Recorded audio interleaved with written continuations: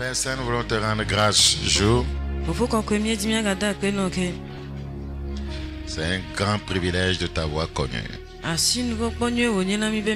Merci pour l'œuvre de la croix. Merci pour nous, tes enfants rachetés. Un grand prix. Par ton sang. Père, nous prions au nom de Jésus que tu nous ouvres les yeux. Fais-nous enfin comprendre ce que tu veux de nous. Nous voulons comprendre enfin ce qui s'était réellement passé ce jour-là. Nous voulons apprendre des leçons que tu nous as laissées, mais qui nous sont inconnus. Nous voulons comprendre tes messages codés. Notre prière est que le Saint-Esprit les décode pour notre bien et notre transformation. Saint-Esprit, parle au travers de nous. Donne-nous une intelligence surnaturelle, une capacité surnaturelle de libérer la parole de Dieu. Merci parce que nous croyons que tu nous accompagnes. Bénis ta parole fond chaque heure. Et lorsqu'elle tombe comme une semence dans chaque heure, nous prions qu'elle engendre la délivrance, la guérison, la restauration, la paix au nom de Jésus. Merci Père. Rends-nous amoureux de toi ce jour. Malgré que la croix est méprisante, mais le Dieu qui était pendu était élégant.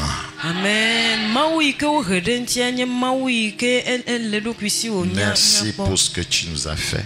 Nous te sommes reconnaissants et nous te sommes redevables. Toute notre vie, nous te sommes redevables. Et tu nous demandes de te payer en marchant simplement dans la justice et la sainteté tous les jours de notre vie. C'est le prix que tu nous demandes. Que ton esprit nous rende capables de payer ce prix. Merci Père Saint. Au nom de Jésus-Christ. Amen. Thank you, Lord Jesus. Nous parlons des triomphes de la croix. Colossiens chapitre 2. Colossiens chapitre 2, le verset 15. Colossiens chapitre 2, le verset 15. Il a dépouillé les dominations et les autorités. Il les a livrées publiquement en spectacle en triomphant d'elles par la croix. Ce matin, nous considérons le sous-thème: les dernières paroles d'un mourant. Les dernières paroles d'un mourant. Les dernières paroles d'un mourant. Dans Genèse chapitre 49. Genèse chapitre 49, le verset 33. Genèse chapitre 49, le verset 33. Lorsque Jacob eut achevé de donner ses ordres à ses fils, il retira ses pieds dans le lit. Il expira et fut recueilli auprès de son peuple. Avant de mourir, il a donné des ordres à ses fils. Les dernières paroles, voyez, d'un mourant sont très importantes. Lorsque Jacob eut achevé de donner ses ordres à ses fils, avant que Christ ne meure à la croix, il a donné certaines paroles. Regardez avec moi dans Genèse 50. Genèse chapitre 50, le verset 24. Joseph dit à ses frères, je vais mourir, mais Dieu vous visitera. Ce sont les dernières paroles d'un mourant. Et il vous fera remonter de ce pays-ci dans le pays qu'il a juré de donner à Abraham, à Isaac et à Jacob. Et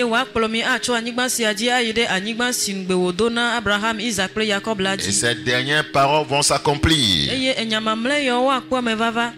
Nous retournons dans Genèse 48. Avant que Jacob lui n'expira, le verset 21, il dit ceci. Israël dit à Joseph, voici, je vais mourir. Si vous étudiez bien la Bible, les saints, les vrais enfants de Dieu ont toujours su qu'ils vont mourir. Ils disaient au revoir aux siens, voyez, avant de partir. Ils savaient que Dieu vient les chercher. Lorsqu'on est réellement dans une profonde intimité avec Dieu,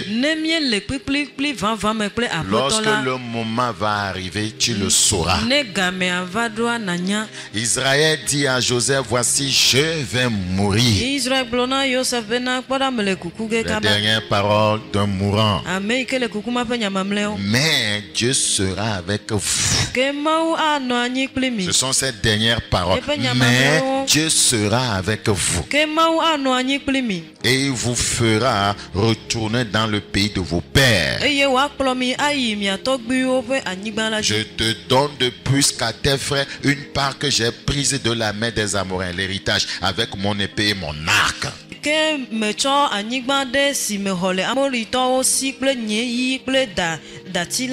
Avant de mourir, voyez, il a prophétisé sur l'avenir, voyez, de ses enfants. Jésus a fait de même.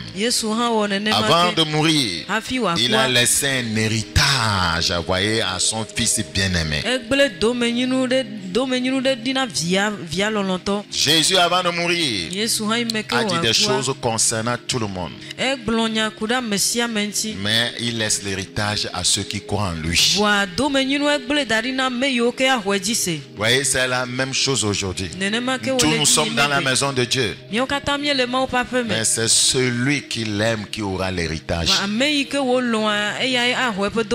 voyez, Dieu ne donne pas l'héritage à n'importe qui. La Bible dit que l'héritage est réservé aux sanctifiés. Les paroles d'un mourant sont toujours recueillis avec grand respect, comme contenant un message d'une suprême importance. Les païens même le savent, les mondains. Et ils ne s'amusent pas avec les dernières paroles d'un mourant. Les gens vous diront, avant que mon père ne meure, il m'a dit, voyez, de ne pas épouser une femme dans cette famille. Avant que mon père ne meure, il m'a dit de prendre soin de mes petits frères. Avant que ma mère ne meure, elle m'a dit d'aller faire la paix avec ma tante. Les dernières paroles de mourant sont toujours recueillies avec un grand respect, comme contenant un message d'une suprême importance. À combien plus forte raison les dernières paroles du Messie, le Christ Jésus, doivent être prises sérieusement.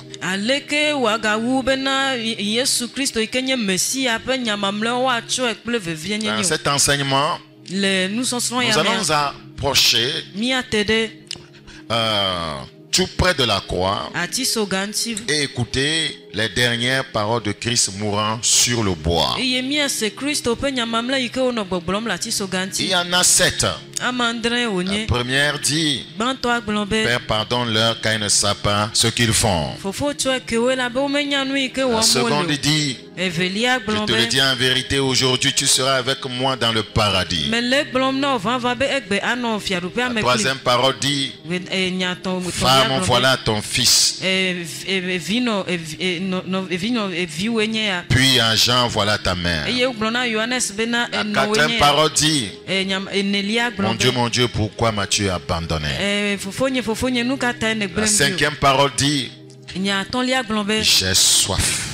La sixième parole dit: Tout est accompli. La septième parole dit: Père, je remets mon esprit entre tes mains.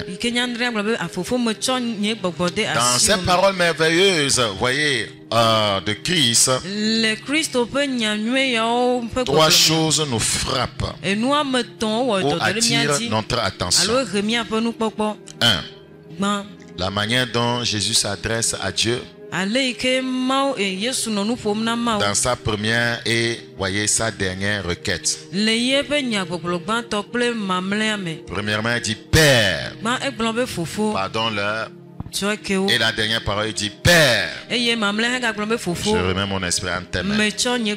C'est frappant la manière dont il a commencé à parler à la croix, sur la croix, et la manière dont il a terminé. Donc c'est tellement frappant. Et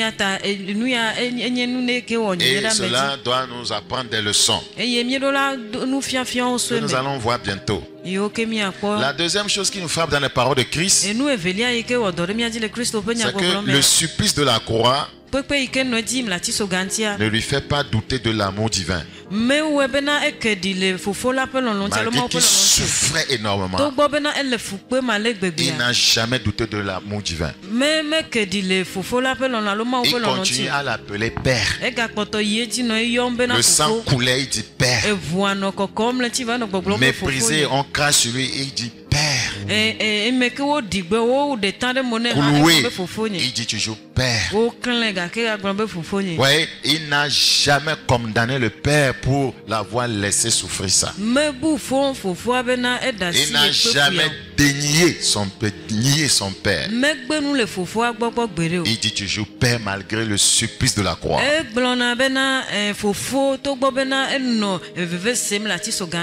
Il n'a pas douté de l'amour divin. Au moment d'expirer, c'est encore son Père qui leur remet son esprit. Aujourd'hui, nous les croyants, quand nous souffrons, quelle est notre attitude vis-à-vis du Père? La troisième chose qui nous frappe dans les dernières paroles de ce mourant, c'est la clarté de son esprit. La clarté de son esprit. À l'heure de sa mort, malgré les douleurs, malgré les tortures inhumaines, malgré la soif, la chaleur, et pendu sous un chaud soleil accablant, notre Seigneur Sauveur prouve le triomphe total de l'esprit sur la chair. Ces choses n'ont jamais amené à sombrer dans la chair.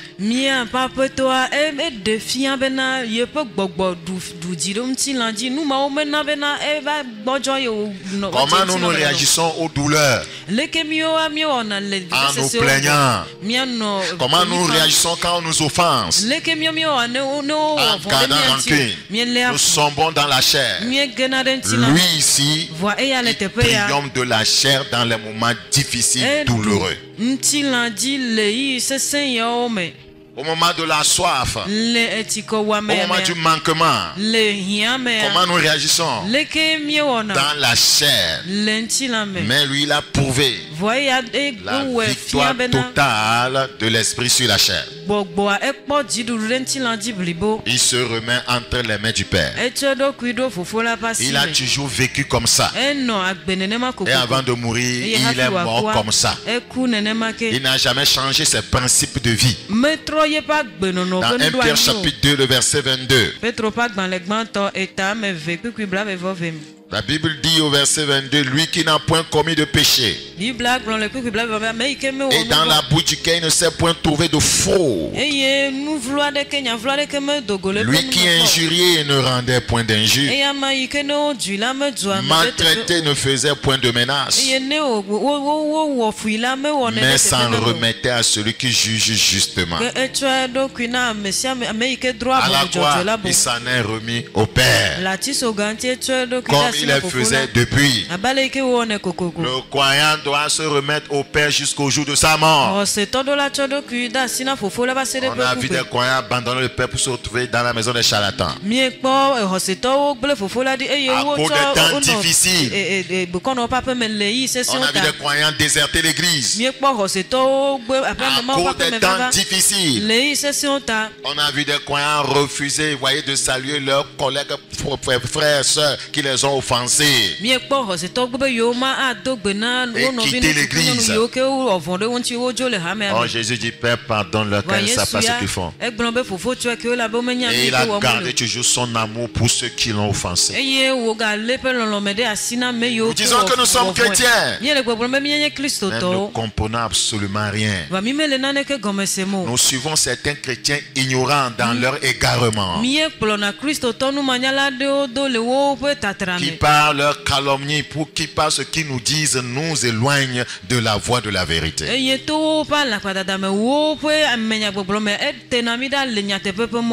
Quelle leçon pour nous, ces disciples aujourd'hui? Quelle leçon pour nous, ces disciples aujourd'hui? Dans les pires moments de la vie, et même au moment de quitter ce corps, ma prière c'est que Dieu, voyez, nous fasse la grâce de rester dans sa dépendance. Qu'il fasse la grâce de demeurer sous sa volonté, ou d'être soumis à sa volonté, avec la maîtrise du Saint-Esprit. Les paroles du mourant à la croix, Jésus-Christ, c'était des paroles codées. Chacune des dernières paroles de Christ sur la croix est une mine inépuisable. Ces paroles forment un merveilleux message, un enseignement parfait.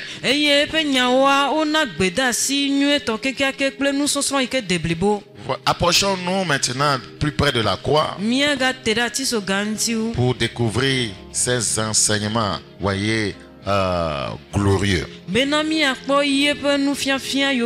contenus dans ce que nous appelons les paroles de la croix. Les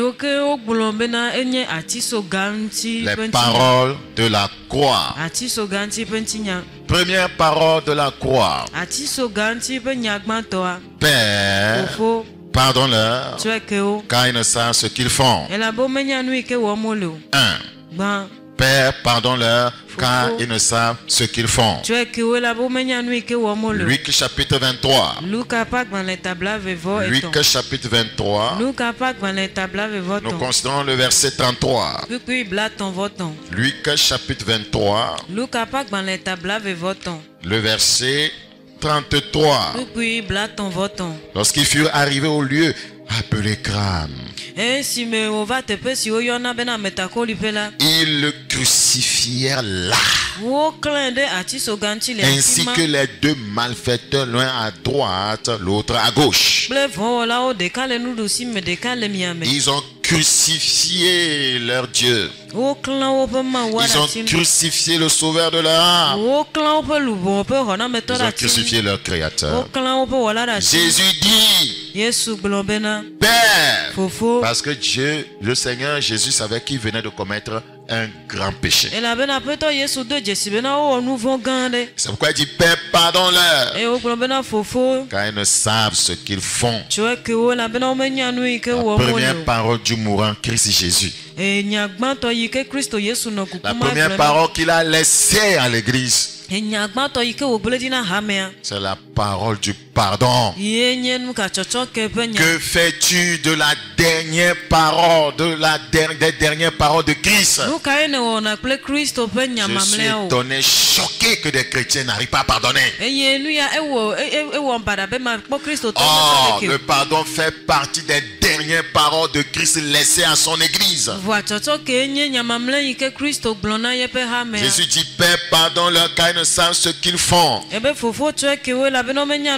C'était un message pour son église de faire de même.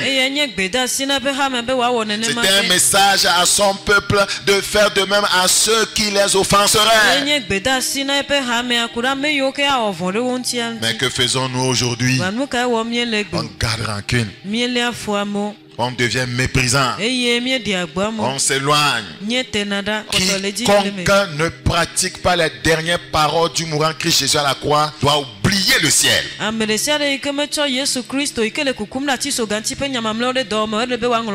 Parce que cette dernière parole donne un enseignement parfait à l'église.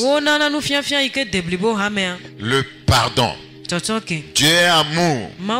Dieu est pardon. Il fallait la croix pour réconcilier l'humanité avec son Créateur.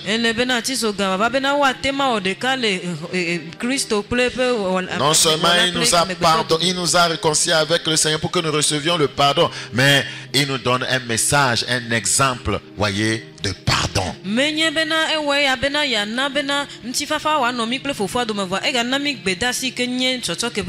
Bible dit tel il est, tel nous sommes dans ce monde. S'il a pardonné, tu devrais être pardonné. Le chrétien ne devait pas garder la rancune une seule seconde. Sinon il a bafoué, méprisé les dernières paroles de Christ le mourant.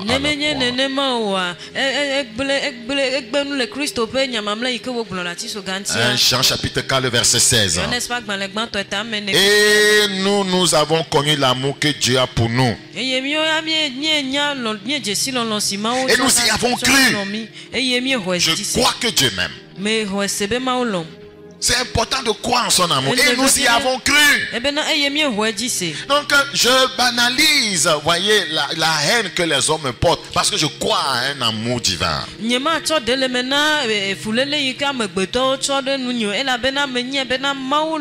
est amour. Et celui qui demeure dans l'amour demeure en Dieu. Vous voyez, si vous n'aimez pas, vous n'êtes pas en Dieu. Et Dieu demeure en lui. Pourquoi il dit cela? Pour que nous le copions. Tel il est, tel nous sommes aussi dans ce monde. Parce qu'il est amour, nous devons être amour. Parce qu'il est amour, nous devons être amour. Parce qu'il est pardon, nous devons être pardon. Dans Colossiens chapitre 1, le verset 20. Colossiens chapitre 1, le verset 20. Colossiens chapitre 1, le verset 20. Il a voulu par lui réconcilier tout avec lui-même. Tant ce qui est sur la terre que ce qui est dans les cieux. En faisant la paix par lui, par le sang de sa croix. La Bible dit dans Hébreux 9, 22, sans effusion de sang, il n'y a pas de pardon.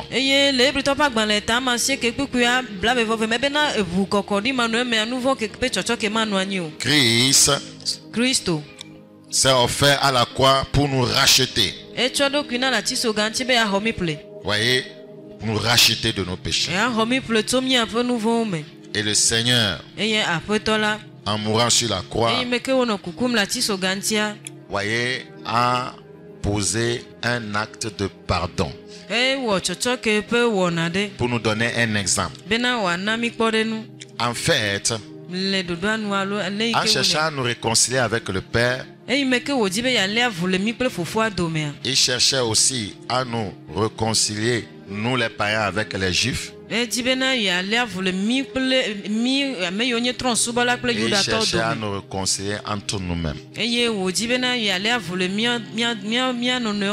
Donc, le message qui se trouve dans pardon, c'est un message de réconciliation entre l'homme avec Dieu.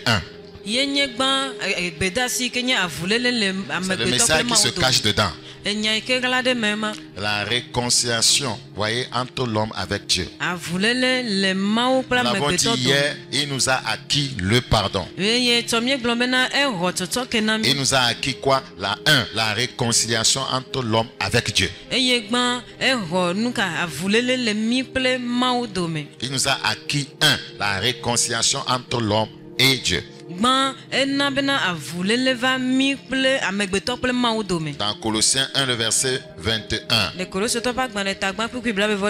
Et vous qui étiez autrefois étrangers, ennemis, avec vos pensées par vos mauvaises œuvres, il vous a maintenant réconcilié par sa mort dans le corps de sa chair.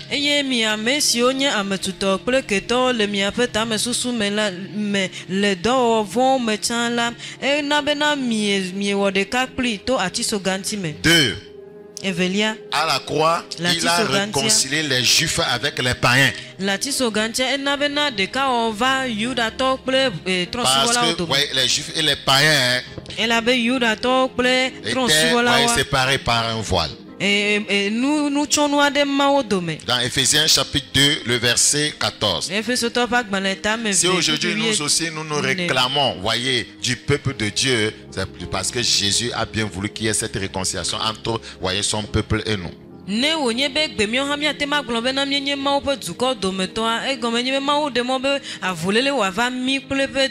Éphésiens 2, le verset 14.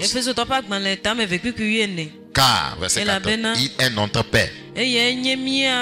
Jésus est notre Père. Lui qui des deux, juifs et païens, lui qui des deux en a fait un. Lui qui des deux n'en a fait qu'un. Et qui a renversé le mur de séparation, l'inimitié entre les païens et les juifs. Ayant anéanti par sa chair la loi des ordonnances dans ses prescriptions, afin de créer en lui-même avec les deux un seul homme nouveau en établissant la paix. En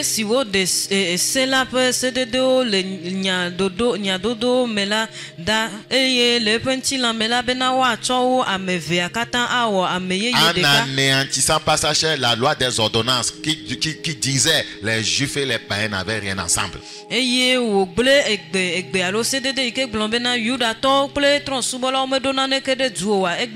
Afin de créer en lui-même avec les deux un seul homme nouveau. En établissant la paix. Et de réconcilier l'un et l'autre en un seul corps. Nous sommes devenus un seul corps. Avec Dieu. Par la croix. En détruisant par elle l'inimitié. Il est venu annoncer la paix à vous qui étiez loin, c'est-à-dire nous les païens, et la paix à ceux qui étaient près, les Juifs. Maintenant,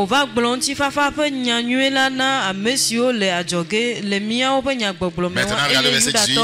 Car par lui nous avons les uns et les autres, Juifs et païens, accès auprès du Père dans un même esprit. Et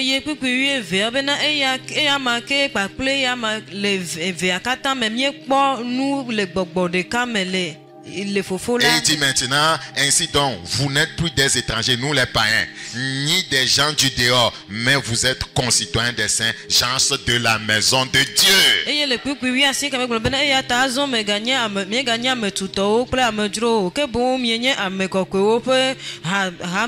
À la croix, il a réconcilié l'homme avec Dieu. Il a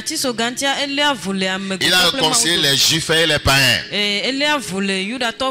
Toi, il a réconcilié les croyants entre eux. Il a réconcilié les croyants entre eux. Dans Philippiens chapitre 4, le verset 2. Philippiens chapitre 4, le verset 2. J'exhorte et vous dis, j'exhorte Saint-Tiche à être de même sentiment dans le Seigneur.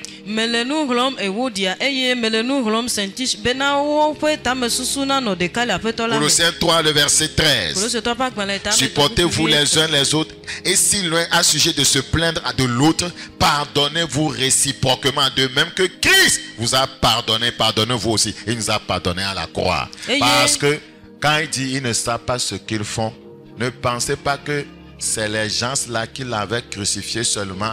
C'est à eux qui demandaient pardon. C'est nous tous, c'est toi et moi qui l'ont crucifié. C'est nos péchés qui l'ont amené là-bas. Donc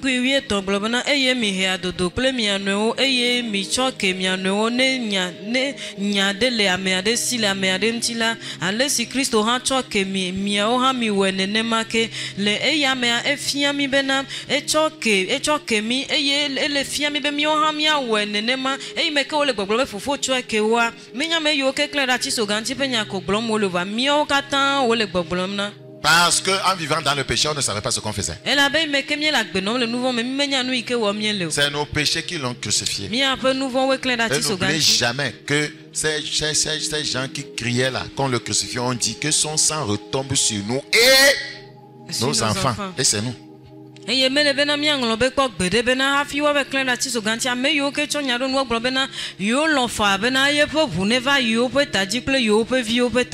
Donc la première parole du mourant Christ à la croix était pardonne-leur. Si tu aimes Jésus réellement, tu vas pardonner celui qui t'a offensé. Parce que ton Jésus, ton sauveur te dit pardonne-leur. Pardonne-leur. Pardonner, c'est renoncer au droit de punir. Si tu as pardonné ta femme, tu ne vas pas la punir en refusant de lui donner à manger. Si tu as pardonné ton mari, tu ne vas plus, voyez, faire tes caprices là pour ne pas lui donner, voyez, la chambre froide.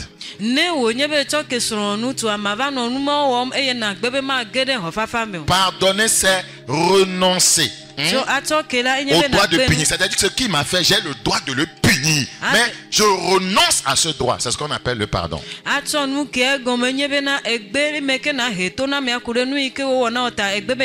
le droit de ne plus lui adresser la parole. J'ai le droit de parler mal de lui. J'ai le droit de ne plus lui donner mon argent. Mais je renonce à ce droit. C'est ça le pardon. C'est ça le pardon. Pardonner, c'est faire grâce. C'est faire grâce. Pardonner, c'est excuser. Pardonner, c'est amnistier. C'est faire miséricorde. Pardonner. Et ça, c'est le plus dur. Sans ça, on n'a pas pardonné. C'est oublier l'offense. C'est oublier l'offense. Ne pas le rappeler dans ses paroles. Est-ce que le Seigneur te dit souvent, je me rappelle que tu étais fornicateur, je vais te montrer. Est-ce que Jésus fait ça? Je me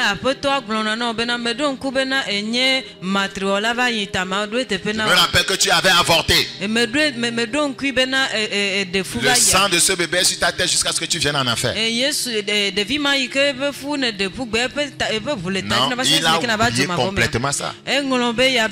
Pardonner, c'est oublier l'offense. C'est oublier le tort commis. C'est oublier les paroles mauvaises prononcées contre toi.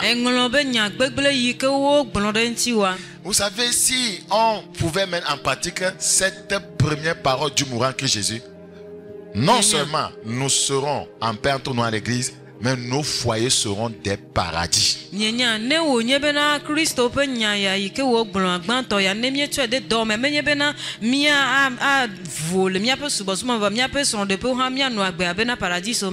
Maman, oublie ce que ta fille t'avait fait, ton fils t'avait fait, ton mari t'avait fait, ton oncle t'avait fait. Oublie cela. Oublie ce que ta marâtre t'avait fait. Oublie cela. Maman, ngolobe nui ke vio nutu vio nyonu wono ngolobe nui ke sron wono ngolobe nui ke to pe sron ya e wono vai. C'est tellement important. Ele viento. Oublie ce viol. Ngolobe le ke o do avunu ma. Sinon ça sera toujours un frein dans votre vie chrétienne.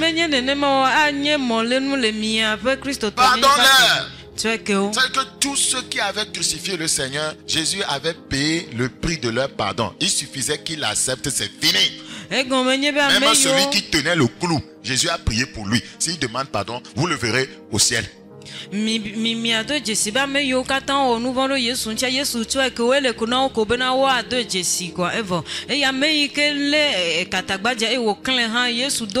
se sont partagés ses vêtements, s'ils reconnaissent Jésus comme Seigneur et Sauveur, ils vont aller au ciel. Ceux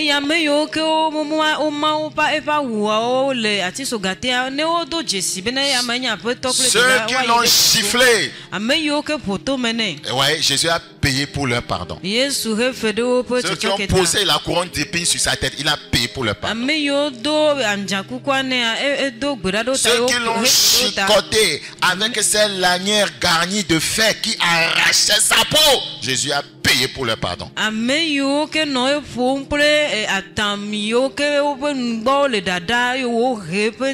il lui donne un coup, ils enlèvent ça, ça déchire la peau.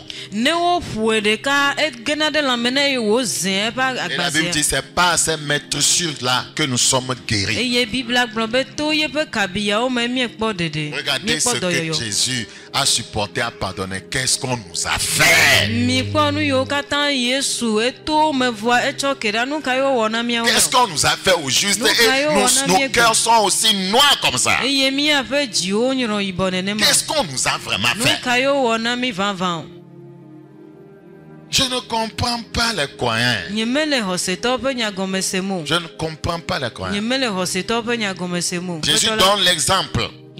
Tout disciple accompli sera comme son maître. Si le maître a pu pardonner toutes ces choses dont nous venons de décrire, vous n'avez pas raison de ne pas pardonner. Il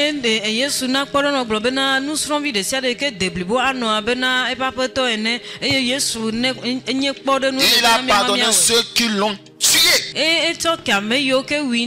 Jésus a pardonné ces satanistes-là qui sont venus après faire des déclarations quand ils étaient dans le monde occulte, qu'ils ont tué les enfants, coupé la tête des bébés, bu leur sang. Jésus les a pardonnés.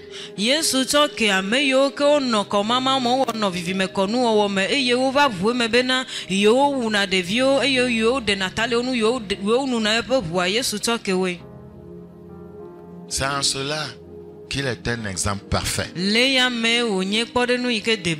es amour. La Bible dit Luc 6,40. Tout disciple accompli sera comme son maître. Écoutez-moi avant de quitter ce point. La doctrine du pardon, c'est l'amour en action. Je reprends. La doctrine du pardon, c'est l'amour en action. Je termine une dernière fois. La doctrine du pardon, c'est l'amour en action.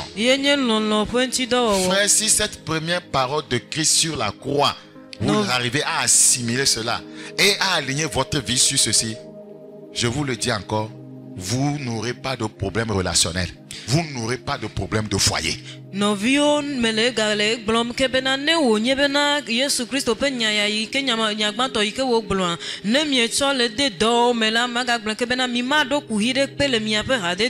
revient à dire, tout ce que ton mari peut te faire au foyer, tu dois pardonner. Tout ce que ta femme peut te faire au foyer, tu dois pardonner, parce que la Bible dit, pardonnez-vous réciproquement. Ne dis pas que, voyez, elle doit me pardonner, moi je ne vais pas la pardonner parce que je suis homme. Non, tu es un menteur.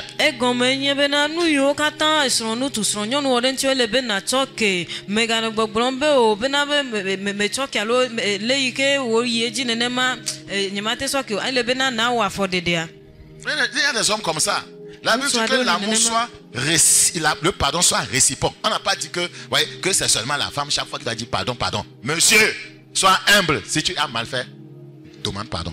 Eye o ngomlo di bena lolon ele bena wa nye lolon ike mia no do la mia no gbo eya ta mele bena no gbogblo mo onu to bena le nyonu akoya ba no chocho ke bia mo ne wonu to me we nyi wa ele bena incorporé dans l'église la doctrine du monde, c'est le chef ne demande pas pardon. Eye mi to ya me pe nu fia ko ba do ha me ame mi gbo be nu to tato wonye ya tato ma bia chocho ke o. C'est pas ce que nous faisons. Menye ya mi ona. Un chef ne demande pas pardon. A pe to me kenya pe to me bia na ouais, sois chef pour toi-même. Nous parlons des dernières paroles du mourant Christ Jésus. Et je vais vous donner toute la révélation contenue dans cette première parole. La deuxième parole du Christ, voyez, sur le bois. Je te le dis en vérité. Aujourd'hui, tu seras avec moi dans le paradis. Qui peut être pardonné ne va pas aller au paradis. Quand il dit Père, pardonne-leur, car ils ne savent ce qu'ils font. Ces paroles étaient aussi adressées aux deux brigands à la croix. En volant, en détruisant, en tuant les gens, ils ne savaient pas ce qu'ils faisaient. Un des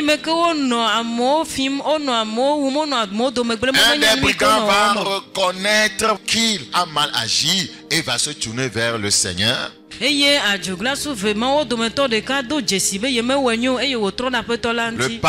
prix du pardon était payé. Il a reconnu, voyez, le Seigneur, et il a obtenu ce pardon. Et Jésus lui dit, tu seras avec moi au paradis. En même temps,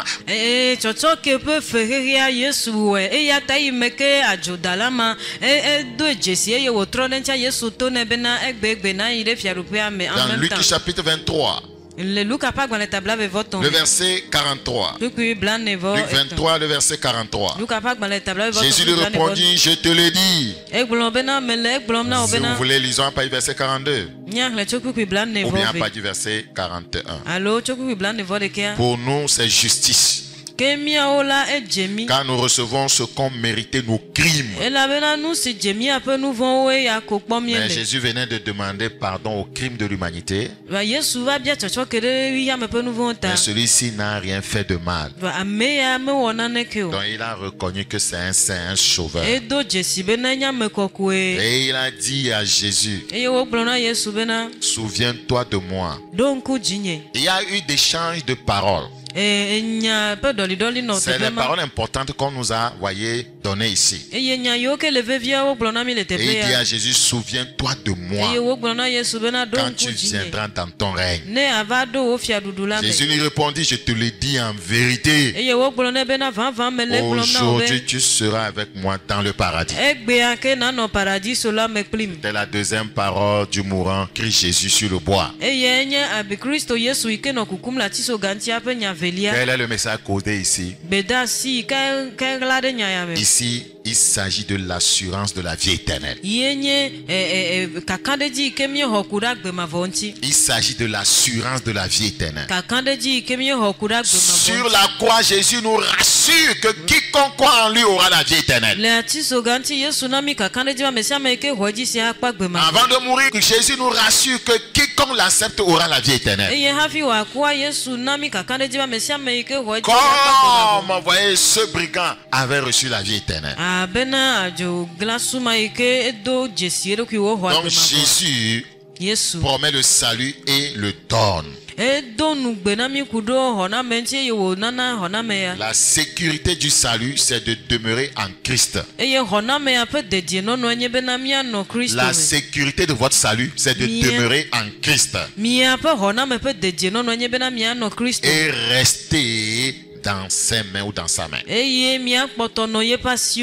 C'est la sécurité de votre salut, ça. Vous ne pouvez pas rester là-bas en disant sauvé, sauvé pour toujours. Vous êtes sauvé, vous vivez dans le péché. Non, la sécurité de votre salut, c'est de demeurer quoi? En lui. Dans sa parole, dans sa main, dans la vérité.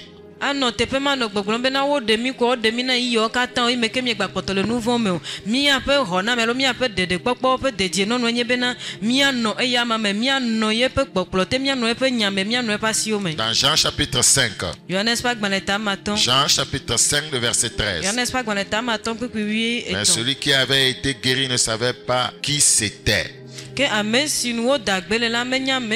Car Jésus avait disparu de la foule qui était en ce lieu. Et puis Jésus le trouva dans le temple et lui dit: voici, tu as été guéri, ne pêche plus de peur qu'il ne t'arrive quelque chose de pire. La sécurité de votre salut, c'est de demeurer en lui, c'est de ne plus retourner au péché.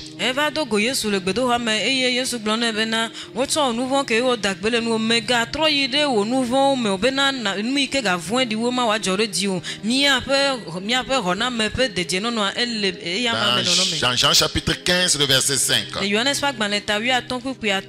La Bible dit: je suis le cep, vous êtes les sarments. Celui qui demeure en moi et en qui je demeure porte beaucoup de fruits, car sans moi vous ne pouvez rien faire. Si quelqu'un ne demeure pas en moi, il est jeté dehors. La sécurité de votre salut, c'est de demeurer en Jésus. Le Johannes pas boneta wi aton kupi amaton ebe nyenye wentila eye mia wenye alo amesi no amenye eye nye ha meno emela a cheku gede wela bena nye. Si quelqu'un ne demeure pas en moi, il est jeté au dehors. C'est tellement important. Si quelqu'un ne demeure pas en moi, il est jeté au dehors. Mais ces gens qui font propager l'évangile du sauver pour toujours vont dire que non, Jésus est mort une seule fois, il a payé pour nos péchés. Même après, si je commets le péché, voyez, même quand je suis en acte d'immoralité et puis la trompette sonne, voyez, une fois que j'avais donné ma vie à Jésus, je serai enlevé. Si tu demeures dans l'immoralité, tu seras jeté dehors. Il dit que c'est quand on demeure, voyez, en lui qu'on ne sera pas jeté dehors. Ameyo ke le gbogbombe ne ekpo hoho atema no nouveau me ne le makonyenye pe nouveau me eye pe adia ya tema kokojo eye enu yo katan Yesu gbon ya o le papa saga gbonma mi bla le gbogbombe na ne wo nye be mie le ya mame ne wo nye be mie kpo hoho eye mie le nouveau pa gbenoma mi matem agede ya mape. Chaque parole est une mine inépuisable laissée à l'église, voyez, pour que le Saint-Esprit développe ces messages à l'église. Et c'est ce que je suis en train de faire.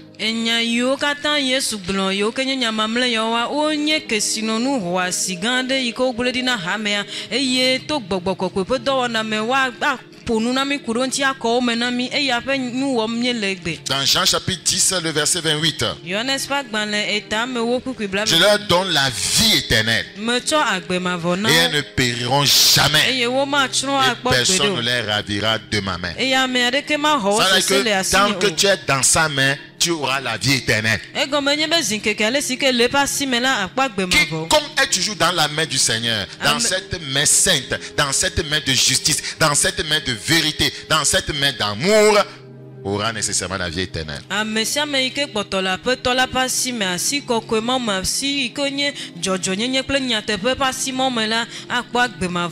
Praise the living God. Donc le Seigneur nous parle de l'assurance de la vie éternelle. En disant, aujourd'hui tu seras avec moi dans le paradis. Aujourd'hui. C'est l'assurance de la vie éternelle. C'est le message qu'il donne à son église. C'est sa dernière des paroles avant de mourir. Le malfaiteur repentant reçoit le pardon et la certitude d'échapper à la perdition éternelle. Et il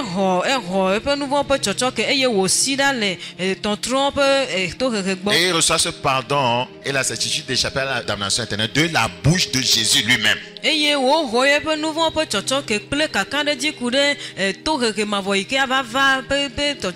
Cet homme sauvé dans ces derniers moments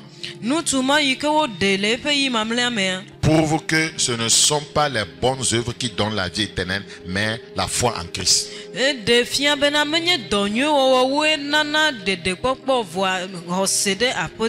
fait quelle œuvre? Il est sauvé au dernier moment de sa vie. Ce qui nous prouve que ce ne sont pas les bonnes œuvres qui donne la vie éternelle, mais la foi en Christ. Et il nous est demandé de faire les bonnes œuvres après avoir été sauvés. Mais les bonnes œuvres ne sauvent pas. Quand on est sauvé, on fera les bonnes œuvres. Parce qu'on est enfant de Dieu et le Seigneur nous demande de faire des bonnes œuvres qu'il a préparées d'avance pour nous. Mais ceux qui ne sont pas sauvés, qui ne sont pas nés de nouveau, et qui disent, j'ai construit une église, j'ai construit un orphelinat, j'envoie mes dîmes à l'église, eux-mêmes on ne les voit jamais à l'église. Vous voyez, ils sont dans le gouvernement, ils sont des DG partout. Mais les bonnes œuvres là ne vont pas sauver celui qui n'est pas né de nouveau. Les gens pensent que si j'aide vraiment l'église, voyez, malgré que je suis un fornicateur diplômé, je vais aller au ciel. Oui,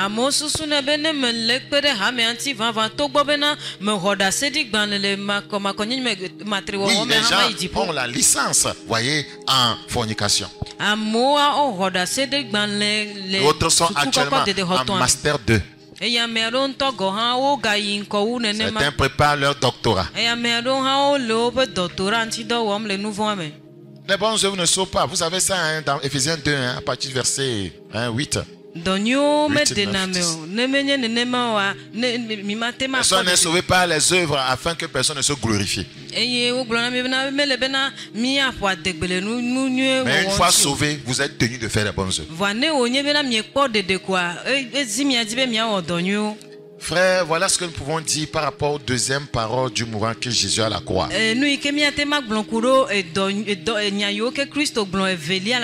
L'assurance de la vie éternelle pour ceux qui croiraient en lui. Frère, dans la vie éternelle, c'est vrai. Parce qu'il a parlé de cela à la croix, c'est que c'est vrai. Parce que c'est à la croix que tout a été accompli. Tout a été dit là-bas. Tout a été fait là-bas. Tout le message a été donné là-bas. En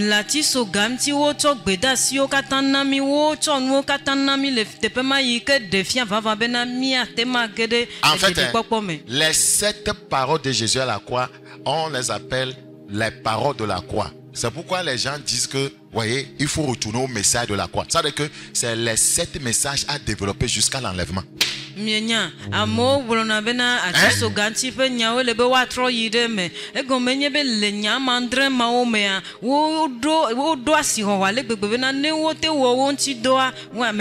église qui ne s'attaque pas sur ces choses-là n'est pas de Dieu.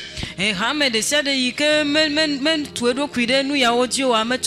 sur ça qu'on doit s'attarder. Vous ne verrez pas de voiture là-bas. On n'a pas parlé de maison. Dans ces 7 messages-là, il n'y a pas de maison. Jésus les appelle les autres choses. Et ça, ce n'est pas les choses principales. On n'a pas parlé de mariage. Qu'est-ce qui te préoccupe toi? On n'a pas parlé de voyage dedans. Troisième parole du mourant Christ Jésus. Troisième parole du mourant Christ Jésus. Femme, voilà ton fils. Puis à Jean, voilà ta mère. Oh, ces paroles ont entraîné des déviations dans les interprétations. Que on a dit à Jean de marier Marie.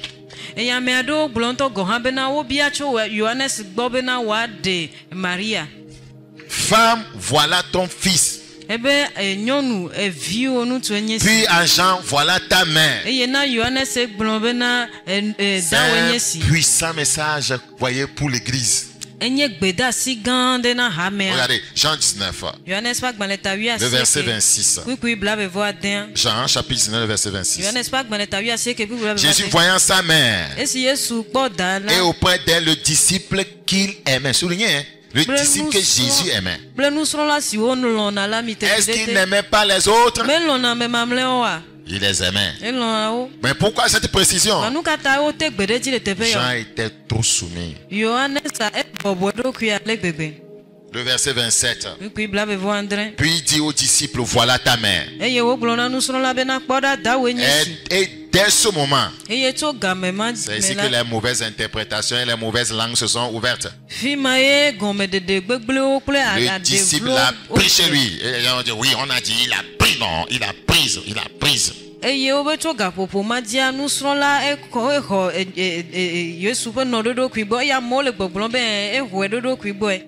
Quelle est la révélation dans ces paroles du Seigneur Jésus? Il s'agit de la parfaite humanité de Jésus. Très bien, Jésus est très humain.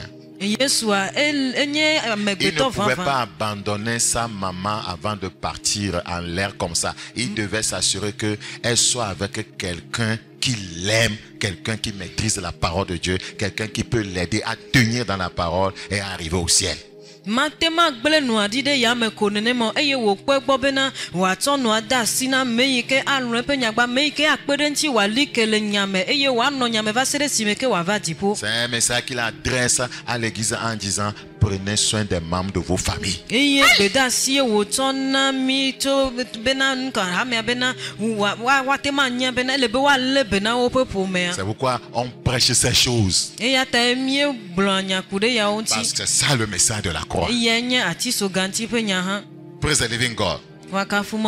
Ta maman est quelque part, tu ne t'occupes pas d'elle, voyez, tu ne lui donnes pas à manger, tu es à l'aise à Lomé, tu manges, voyez, les tintinga, voyez, est-ce que c'est bon ça? Et non, le TPA de me connaît bon, mais les abénéo, et yo, le TPA, et duna tintinga, et duna, et saheo, mais les bons pour moi. C'est pas normal. C'est le message de Christ. C'est une des dernières paroles du mourant. Donc ici devant la croix se trouvait sa mère, sans doute soutenue par Jean, le disciple que Jésus voyait aimait, qu'il appelait le bien-aimé. Et il y avait aussi quelques saintes femmes autour de la croix.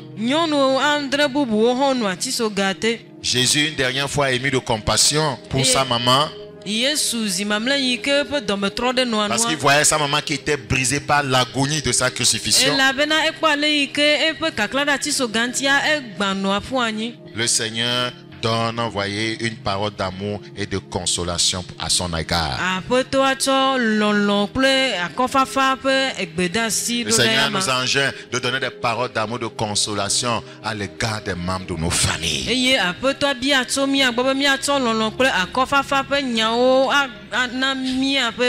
Vous n'êtes pas véritablement chrétien tant que c'est cette chose que nous allons étudier ne figure pas dans votre vie. Autres en veulent à leur père. Ils sont chrétiens, ils en veulent à leur mère. Voyez, et vous vous dites chrétien. Ce n'est pas normal. Je prie le Seigneur de nous aider à comprendre ces choses. Voyez, le Seigneur Jésus souligne ici, par cette affectueuse intervention, l'intérêt qu'il faut porter aux membres de nos familles. Il voulait tout simplement que Marie soit entre de bonnes mains. 1 Timothée chapitre 5, le verset 8. 1 Timothée chapitre 5, le verset 8. Jésus est notre exemple parfait. Si quelqu'un n'a pas soin des siens, et principalement de ceux de sa famille, Jésus a honoré les Écritures. Vous voyez, il a renié la foi. Il est pire qu'un infidèle. Un infidèle ne pouvait pas mourir pour nous. C'est pourquoi Jésus a intervenu ainsi pour nous montrer un exemple qui n'est pas un infidèle qui meurt à la croix. Et meke Yesu glonle Timothée oglonle Timothée pas gbanle gbanto eta ma de pipi amenya mebena ne amea de meto belele na yento po meto la e wutron subola to ya dia Yesu le biabiam to mia gbobena ele bena mia a kwa gbobena mia to belele mia po mo e mia no ka dede me 20 plus on a peut dédier non non. Il ne s'agit pas que des enfants prennent soin de leurs parents seulement, mais les parents aussi doivent prendre soin de leurs enfants. Et menye bena de vieux wale bena wo pe vi wo no wale wo dila ko wale bena dila ha wale bena wo pe vieux. Voilà la révélation contenue dans cette troisième parole. Ouais, maintenant la quatrième parole du mourant Christ à la croix.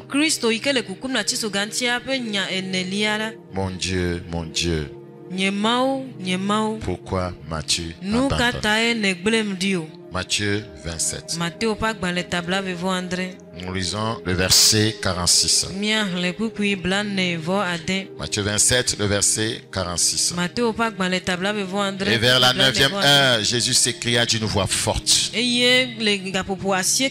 Jésus s'écria d'une voix forte. Eli, Eli, lama sabachthani. C'est-à-dire, mon Dieu, il continuait à appeler mon Dieu malgré qu'il souffrait. Aujourd'hui, les croyants, quand ils souffrent, c'est difficile de dire mon Dieu. Ils disent simplement Dieu. Ce n'est plus mon Dieu. Quand ils trouvent à manger, mon Dieu. Quand ils trouvent à se marier, mon Dieu. Quand ils ont de l'argent dans la poche, oh papa chéri.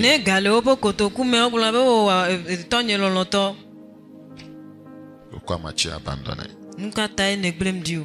Ici, quel est le message? Ce que Jésus dit ici, il savait vraiment pourquoi on l'a abandonné.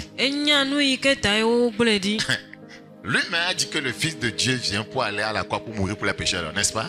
C'est un message à notre endroit. Il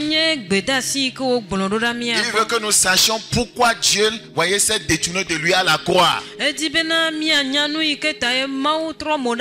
sait qu'en posant cette question, voyez, ces enfants que nous sommes, nous allons chercher à comprendre pourquoi il dit ça et que le Saint-Esprit va nous expliquer pourquoi. Il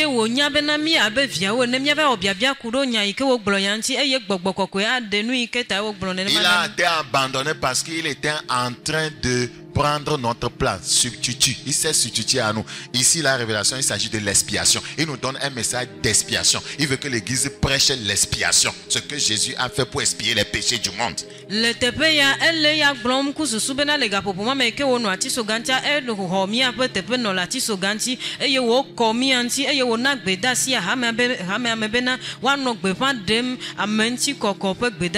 Donc, il s'agit de l'expiation. Christ, voyez, notre substitut. C'est de ça qu'il s'agit. Jésus a été abandonné parce que, voyez, il portait nos péchés. Et les yeux du Seigneur sont purs pour regarder le mal. Il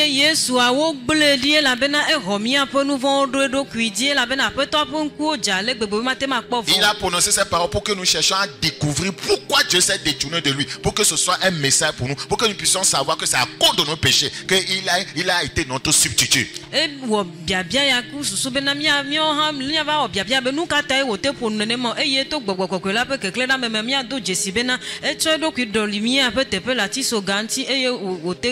Il a connu l'abandon du Père pour nous délivrer de la divine condamnation en chargeant, voyez, en se chargeant de tous nos péchés. Il a connu l'abandon du Père.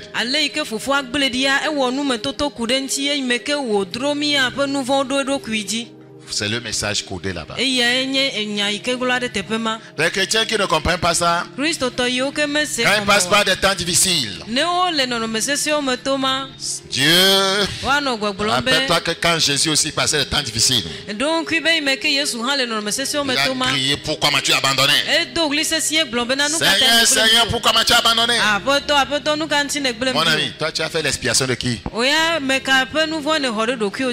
été le substitut de qui? Vous voyez comment notre ignorance fait dérailler l'église. Et les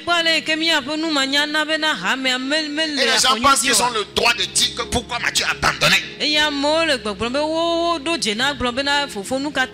Le message n'est pas de dire à Dieu pourquoi m'as-tu abandonné. Ce n'est pas bon de parler à Dieu comme ça. Il s'agit de notre substitut Christ Jésus qui a pris notre place et le Seigneur s'est détourné de lui.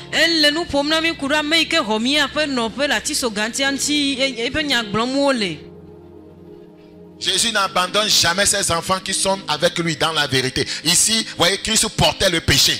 Donc,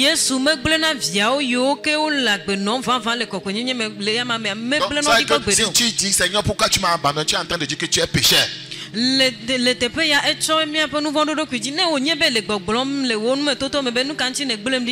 n'abandonne que les pécheurs et il leur tend même la corde du salut. La Bible a dit, si vous l'abandonnez, il vous abandonnera aussi. Le péché fait que vous l'avez abandonné. Ne prie pas Dieu, pourquoi m'as-tu abandonné? Pourquoi moi je ne me marie pas? Pourquoi tu m'as abandonné? Pourquoi moi je n'ai pas d'enfant? Pourquoi tu m'as abandonné? Et si tu dis ça là, tu ne trouveras pas ta solution. Hein. Au lieu de dire à la croix, il m'a délivré de toute chaîne de célibat.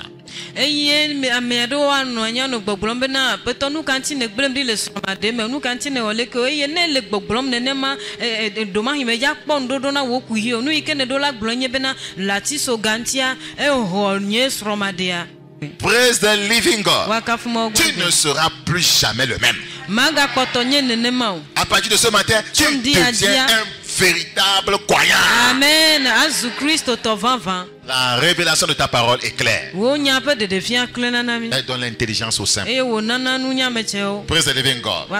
Donc n'oublie jamais ça. Quel message. Les dernières paroles d'un mourant. 1 Jean 2:2. 1 Jean 2:2. 1 Jean 2:2. Il est lui-même une victime expiatoire pour nos péchés. Non seulement pour les nôtres, mais aussi pour ceux du monde entier. À cause des péchés du monde entier qu'il était abandonné. Pourquoi m'as-tu abandonné? Parle de l'expiation de Christ, notre substitut. 1 Jean 4, le verset 10. 1 Jean chapitre 4, le verset 10. Et cet amour consiste non point en ce que nous avons aimé Dieu. Et cet amour consiste non point en ce que nous avons aimé Dieu, mais en ce qui nous a aimés et a envoyé son Fils comme victime expiatoire pour nos péchés. Christ est réellement le Sauveur. Toute la vie de Christ est jalonnée de prophéties. Savez-vous que le jour de sa mort, en 24 heures,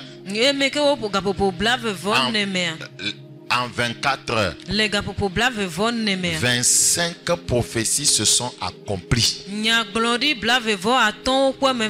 Le jour de sa mort, en 24 heures, 25 prophéties se sont accompli. Il souffrit des douleurs indescriptibles dans son esprit, dans son corps et dans son âme. Tout est relaté dans Ésaïe 53. Ésaïe 53, ce passage est appelé, voyez, le cœur de la Bible. Et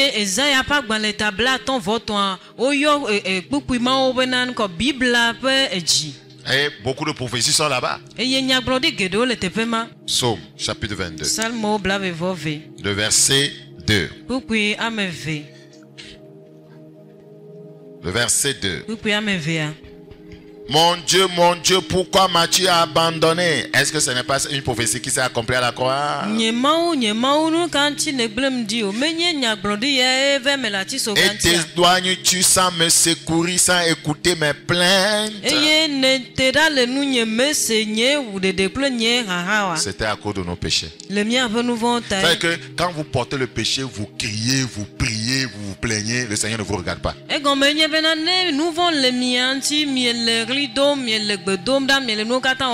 parce qu'il portait nos péchés, c'est pourquoi Dieu ne l'écoutait pas.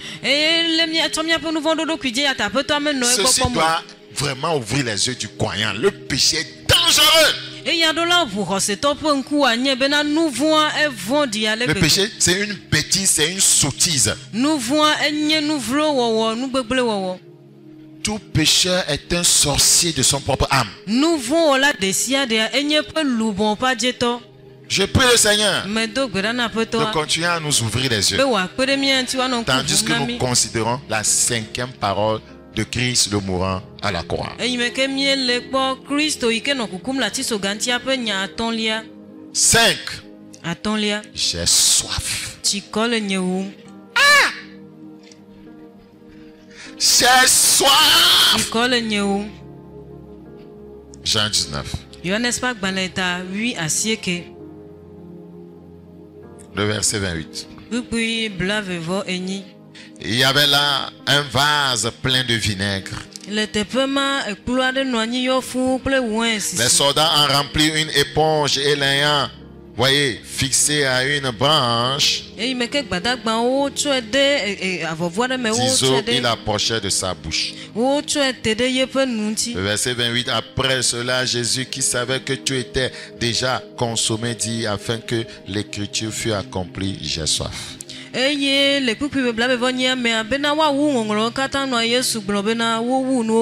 Bible s'explique par elle-même.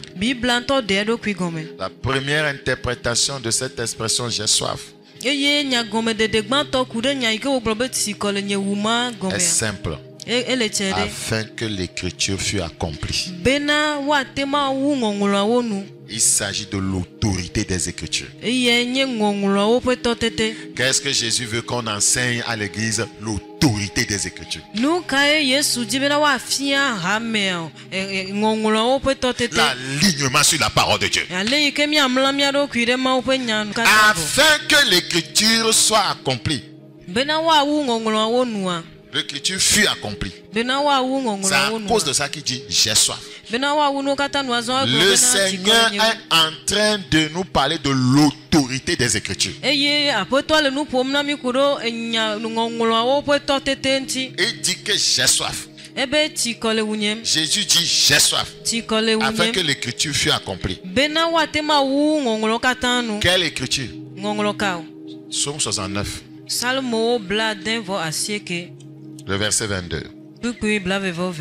Psaume 69. Le verset 22. Ils mettent du fiel dans ma nourriture. Et pour apaiser ma soif, ils m'abreuvent de vinaigre. Il dit j'ai soif. Est-ce qu'il les a dit que c'est du vinaigre? Il a dit soif, ça parle de l'eau, non? Maintenant, eux, ils viennent me donner vinaigre. Ça s'est réalisé exactement l'autorité de la parole. Et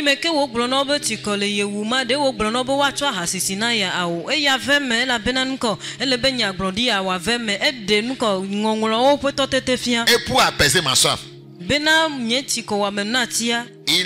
m'abreuve de vinaigre. Il m'abreuve de vinaigre. Ce n'est pas vinaigre que je demande. Je demande l'eau. Ça s'est passé exactement. Ça veut dire que la parole s'accomplira toujours. Amen. C'est la même chose que ces multiples paroles. Voyez, exemple, le salaire du péché, c'est la mort. Vous êtes dans le péché, vous allez mourir. Dehors les chiens, les menteurs, les fornicateurs, ça va s'accomplir. Si tu es dedans, tu iras en enfer.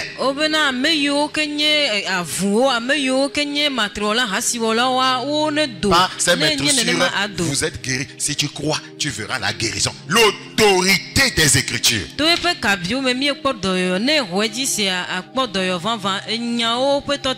nous banalisons cela. Nous violons le principe. Et nous avons des conséquences. Et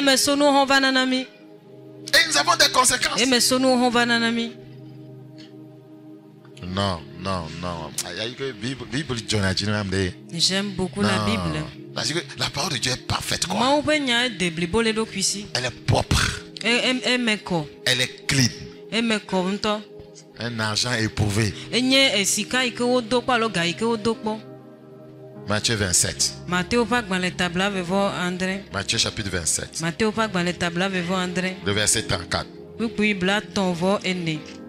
Matthieu 27, 34. Ils lui donnèrent à boire du vin mêlé de fiel. Mais quand il eut goûté, il ne voulut pas boire. C'est pas ce qu'il demandait.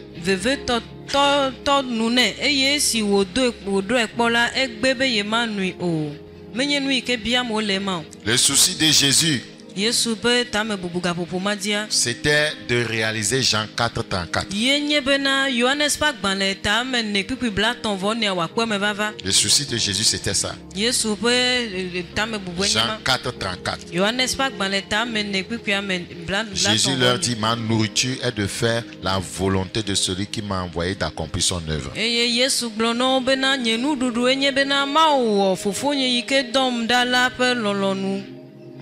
Donc, j'ai soif, c'est un message pour nous. Que l'Église sache que les Écritures ont de l'autorité. C'est très important. Toute sa vie, parlons de Jésus bien sûr, ses actes, ses paroles, ses pensées ont été conformes et en parfaite harmonie avec la volonté du Père. Donc les Écritures, surtout dans le livre de Matthieu, ponctuent les actes, voyez, et les paroles de Jésus par cette expression importante, afin que l'Écriture soit accomplie. Afin que l'Écriture soit accomplie.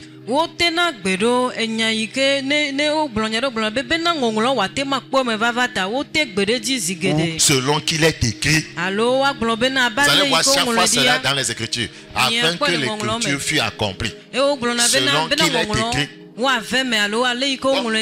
les actes, les paroles, les comportements du Seigneur, c'était en alignement sur la parole de Dieu, afin que l'Écriture fût accomplie. Afin que, selon ce qu'il est écrit, donc tout ce qu'il faisait, ça s'alignait sur ce qui a été dit que ça doit être fait. Amen.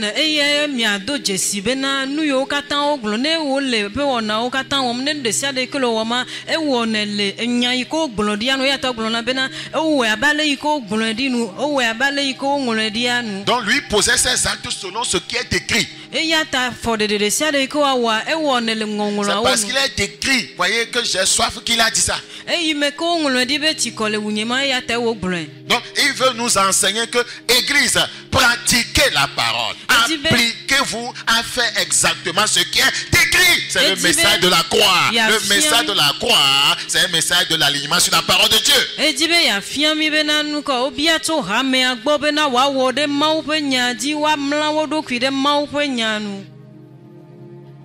Que Dieu nous donne une bonne compréhension. Bon, exemple, Matthieu 2. Matthieu chapitre 2. Le verset 17. Alors s'accomplit ce qui avait été annoncé par Jérémie le prophète. Matthieu 13, 14.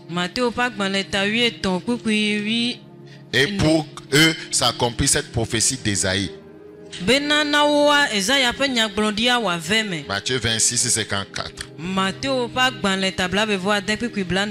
Matthieu 26, 54. Matthieu 26, 54. Nous lisons Comment donc s'accompliraient les Écritures d'après lesquelles il doit en être ainsi?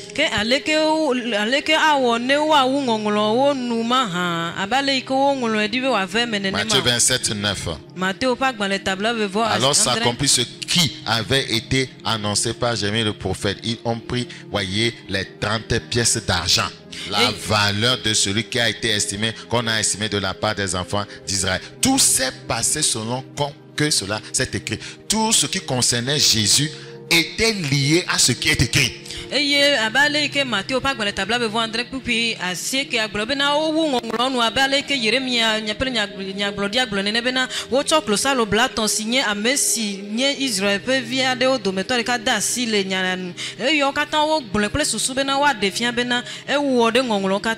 Tous les actes d'un enfant de Dieu, ses caractères, sa attitude, ses comportements, ses relations, sa manière de parler, voyez, doit, voyez, refléter ce qui est écrit. Que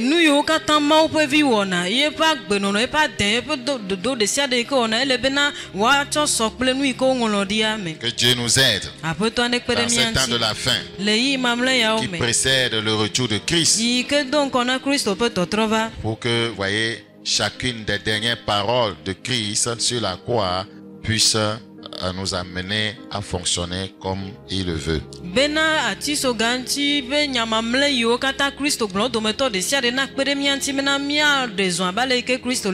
Notre prière, c'est que l'Église chrétienne et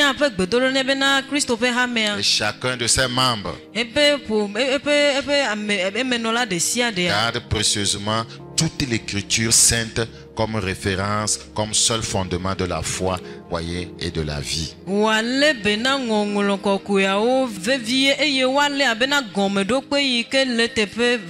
Colossiens chapitre 1. Colossiens chapitre 1, le verset 23. Si du moins vous demeurez fondés et inébranlables dans la foi, sans vous détourner de l'espérance de l'évangile. Il ne faut pas se détourner de la parole de Dieu. Voyez, que vous avez entendu, qui a été prêché à toute créature sous le ciel et dont moi, Paul, j'ai été fait ministre.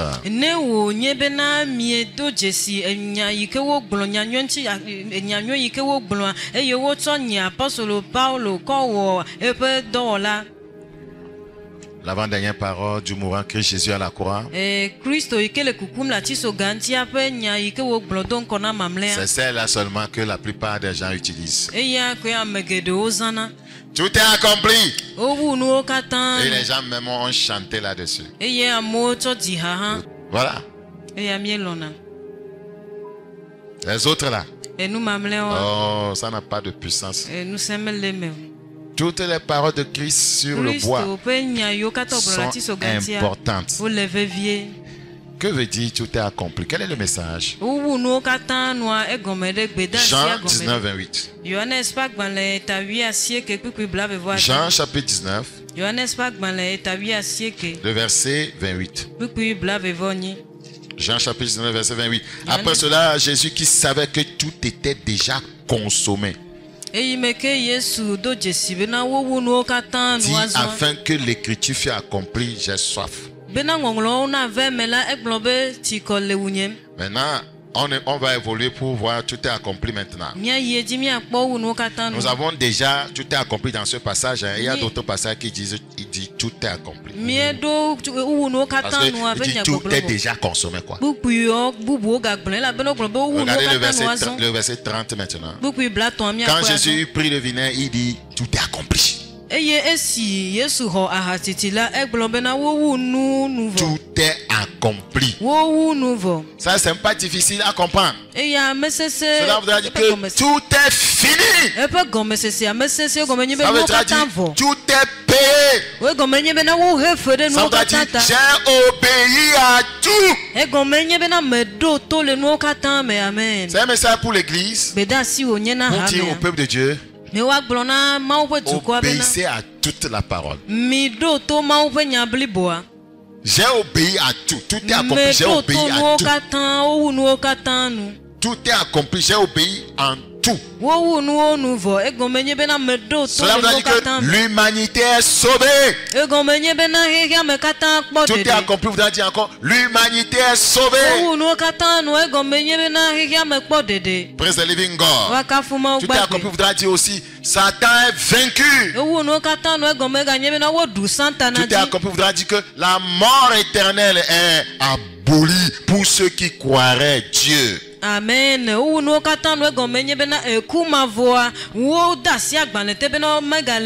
est accompli, voudra dire encore, Dieu est satisfait.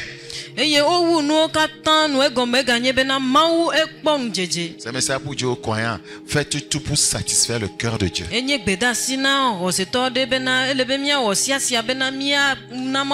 frustrez pas Dieu.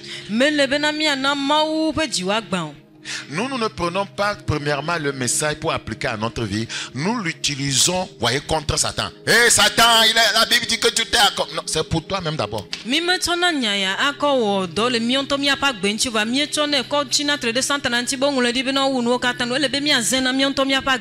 Dieu est satisfait. Jésus a satisfait à la croix la justice de Dieu.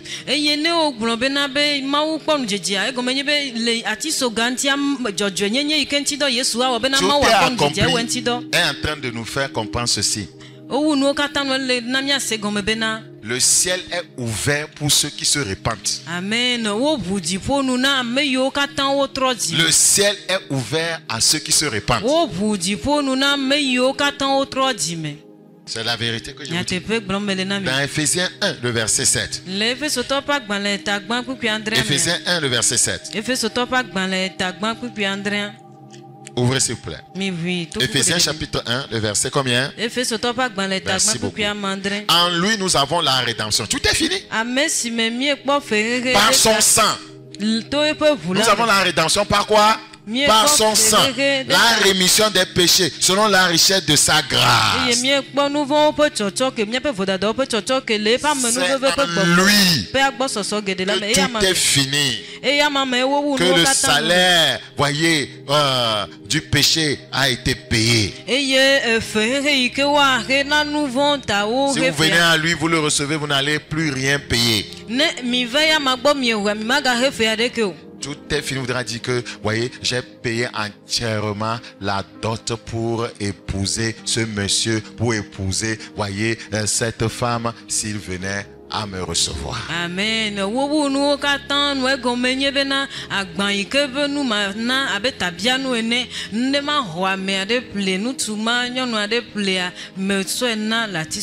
Tout est accompli. La justice de Dieu a été satisfaite. Le cœur de Dieu a été satisfait. Jésus a satisfait la volonté de Dieu. Dorénavant, le ciel est ouvert pour ceux qui croient. 1 Timothée chapitre 2, le verset 6. 1 Timothée chapitre 2, le verset 6. Pour mieux comprendre, verset 5. Car il y a un seul Dieu et aussi un seul médiateur entre Dieu et les hommes, Jésus-Christ homme, qui s'est donné lui-même en rançon pour tous. C'est là le témoignage rendu en son propre temps.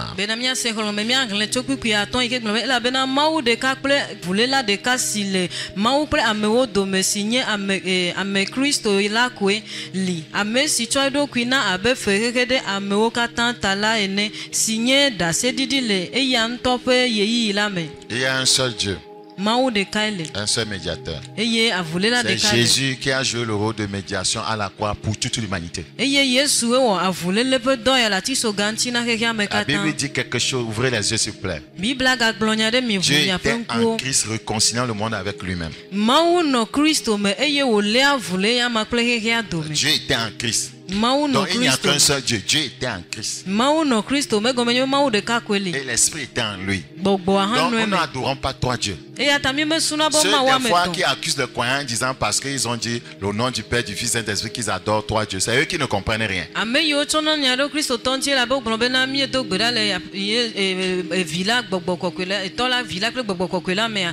a qu'un seul Dieu qui a, voyez, trois fonctions. Fonction du Père, fonction du Fils, fonction du Saint-Esprit. Pour comprendre, voyez, l'unité, l'unicité de Dieu, prenez juste un œuf. C'est un œuf. Mais vous avez quoi? La coquille. Vous avez quoi? Le blanc. Vous avez le jaune. C'est comme ça Dieu est. C'est un œuf. C'est un œuf. Mais ça rassemble trois choses. C'est comme ça Dieu est. Alléluia. Praise the living God. Praise the living God. Donc, ouais, quand vous prenez l'œuf, vous enlevez la coquille. Jésus, voyant crucifié, Christ pensait qu'il a vaincu Christ, mais c'était coquille vide.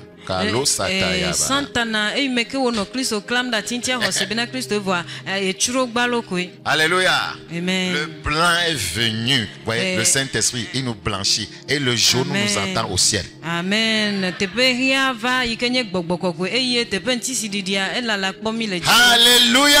Amen. Bon, comme le jaune est encore plus doux, c'est pourquoi le Seigneur a réservé ça pour ceux qui vont venir au ciel. Si vous voulez la meilleure, la douce chose, faites tout pour aller au ciel. Voyez, à l'enlèvement, aux noces de l'agneau, c'est le jaune d'œuf.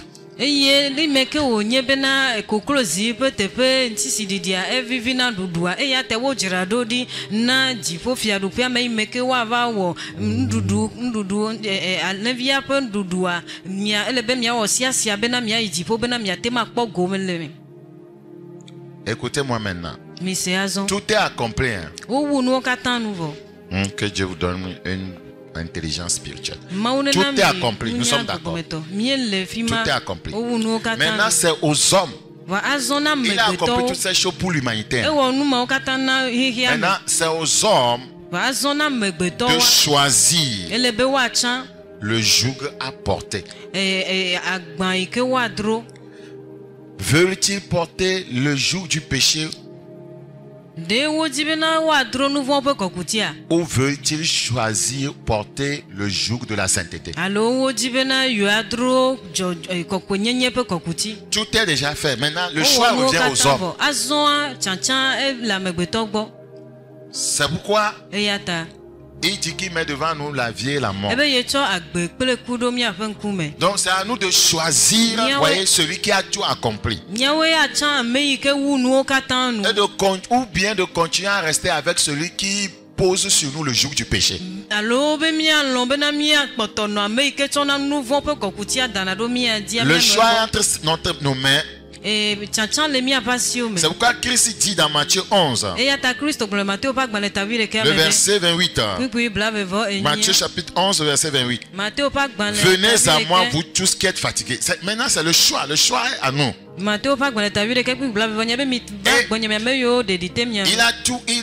a tout accompli pour nous. Avant d'aller à la croix, il a commencé à faire sa campagne. Venez à moi, je vais tout accomplir pour vous. Vous tous qui êtes fatigués, chargés. Parce qu'il faisait la campagne disant aux hommes, je vais aller porter vos péchés, venez. Je veux me charger de vos péchés pour vous donner du repos. Venez à moi, vous qui êtes chargés, je vous donnerai du repos. J'irai à la croix, je vais porter vos péchés et je vais vous donner du repos.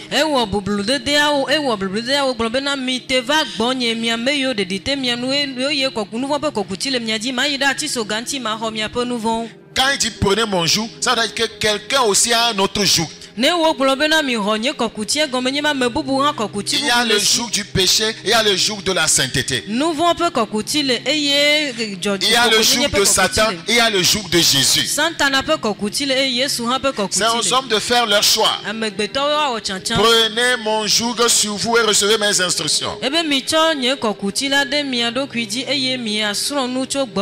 Je vous ai dit, l'instruction plus la direction amène à la destination. Je ne dis pas dans la bouche, c'est parce que il y a des passages bibliques qui enseignent ça. Si on ne vous révèle pas, vous ne le saurez pas. Tu peux tenir la Bible, mais si le Saint-Esprit ne t'ouvre pas les yeux, tu ne peux pas découvrir ces choses. Cela veut dire que quand vous lisez la Bible, dites Saint-Esprit, ouvre-moi les yeux. Il y a des gens, si leurs yeux étaient ouverts sur certaines choses, ils allaient changer depuis. Donc on ne lit pas la Bible comme un roman. La Bible n'est pas un roman policier.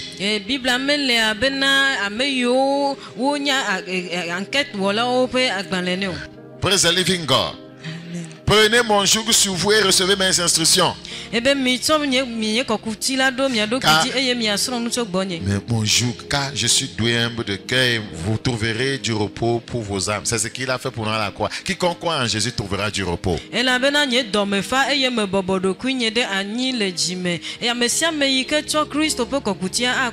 Car mon joug est doux et mon fardeau est léger. Ça voudra dire que quelqu'un a un joug lourd et un fardeau lourd.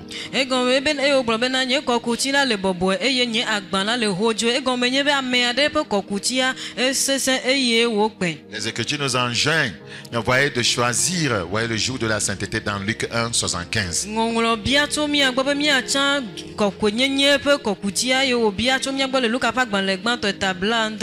De marcher devant lui chaque jour de notre vie dans la justice et dans la sainteté. Ça, c'est le jour de Jésus. Le jour de Christ nous rend libres et vainqueurs du péché. Alléluia. Le jour de Christ nous rend comment? Libre et vainqueur du péché. Le jour de Christ fait de nous vainqueurs de Satan et ses démons. Si le joug de Christ est la sainteté, ce joug nous donne la victoire sur Satan et les démons. La sainteté est une puissance.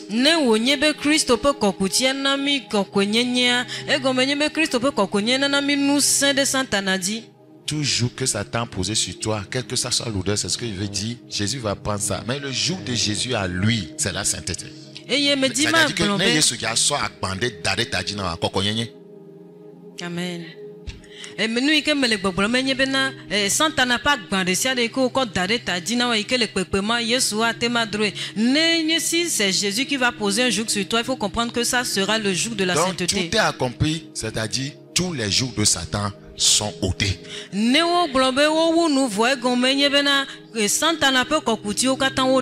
Alléluia.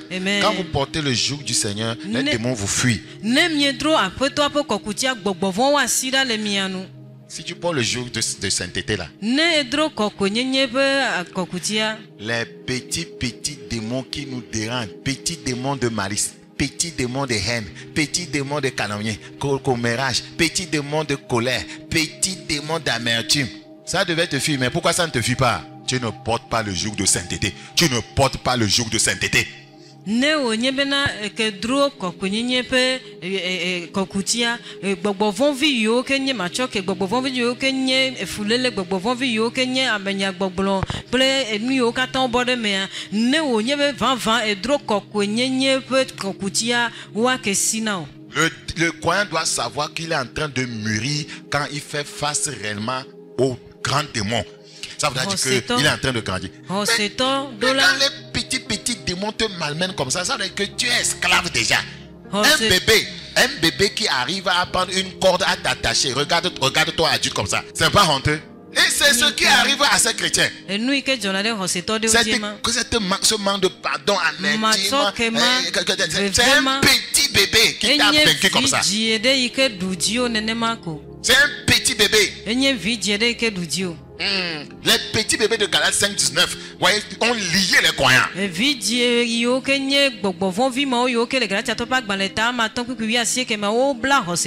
c'est dommage. Oh, la quoi pouvoir, la puissance pour notre délivrance. Je n'entends même plus les amens. Je comprends votre émotion. Donc Dieu vous a donné ce pouvoir. C'est les Écritures. Lui qui dit, je vous ai donné le pouvoir de marcher sur les serpents et les scorpions, sur toute la puissance de Dieu. Et rien ne pourra. Ça veut dire que c'est toi qui les rends impuissants.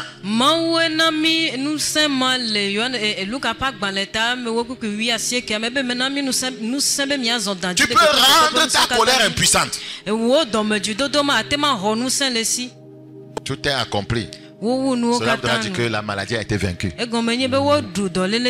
voudra dire que l'infimité a été vaincue. Cela voudra dire la vie charnelle qui conduit à la perdition a été vaincue. Praise the living God. Job 19. Job chapitre 19. Le verset 25. Mais je sais que mon Rédempteur est vivant et qui se lèvera le dernier sur la terre. Quand ma peau sera détruite, il se lèvera. Quand je n'aurai plus de chair, je verrai Dieu. Je le verrai, il me sera favorable. Mes yeux le verront et non ceux d'un autre. Mon âme languit d'attente au-dedans de moi pour voir mon Dieu. Je vais aller voir le jaune d'œuf.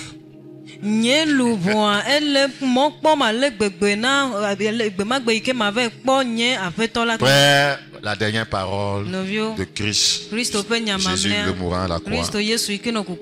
Père, je remets mon esprit en toi. Je remets mon esprit en toi. Luc 23. Luc chapitre 23. Le verset 46. Le verset 46. Jésus s'écria d'une voix forte. Pourquoi il doit crier? C'est important de se remettre toujours ça bien entre les mains du Seigneur. C'est pourquoi il a crié que ça rentre dans les oreilles de l'église des croyants. Remettez toujours votre vie entre les mains du Père.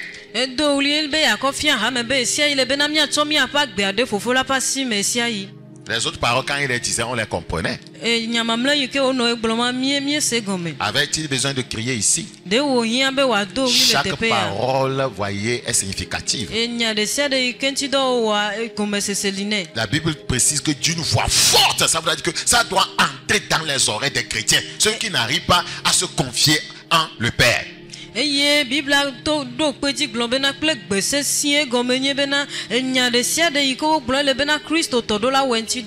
voudra dire encore, quand vous avez des défis, confiez-vous fortement en le Père. Je remets mon esprit en tes mains. Et en disant ces paroles,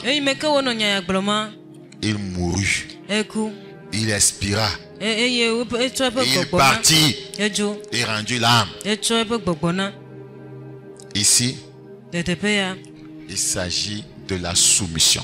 C'est le message de Jésus à son église. La soumission est un message de la croix.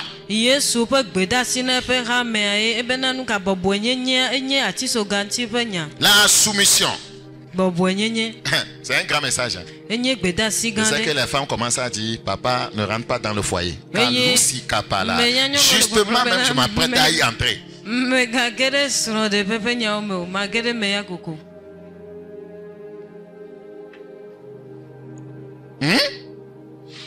La soumission.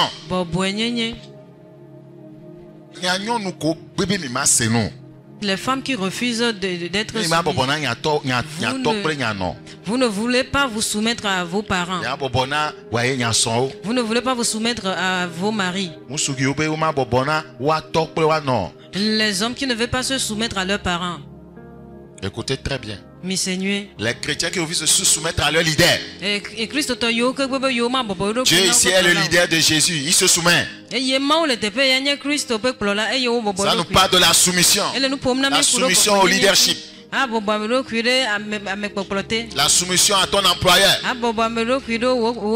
Si seulement si ce qui te demande ne contredit pas les Écritures. On va dire que le pasteur a prêché soumission et l'employeur dit que viens me voir 22h à l'hôtel Kerekata. Tu n'as pas compris le nom. Et Kerekata, Kerekata.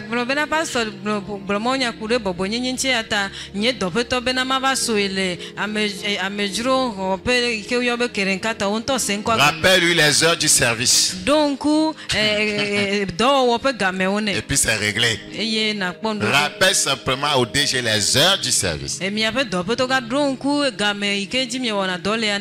dis-lui que, voyez, si ça, ce ne sont pas les heures du service, que tu es libre de venir avec qui tu veux, que tu arrives avec ton mari.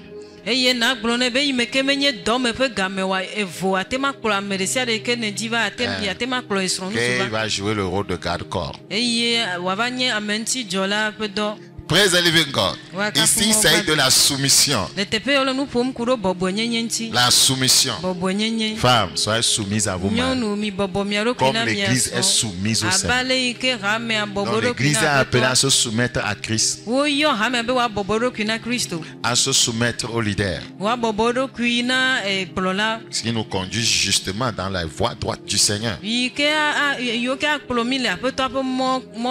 Donc, nous avons ici la soumission filiale de Jésus. Filiale.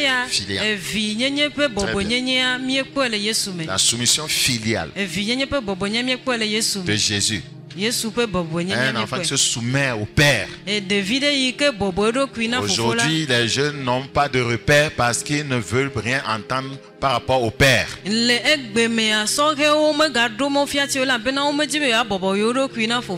Praise the living God. Cela me rappelle quelque chose que je voudrais corriger en passant. Certains d'entre vous doivent faire attention pour ne pas commettre ces erreurs. Le jour où on célèbre le mariage d'un frère et d'une sœur, c'est un jour de grande tentation pour un célibataire. Ça fait que les gens sont pressés aussi de se marier comme ils ont vu leur frère. Et ils viennent rapidement au comité pour appeler un nom qu'ils veulent. Parce que frère descend. Parce que tel frère s'est marié, moi aussi je dois coûte que coûte me marier. Vous savez pourquoi? Vous savez comment j'ai su ça? Quand ils viennent, fiançailles c'est 6 mois, non? Vous allez les voir 1 an, 2 ans, ils sont là-bas. Ça veut dire qu'il n'est pas comment? Il n'est pas comment? Il n'est pas comment? On n'est pas prêt, on peut entrer dans le mariage. On va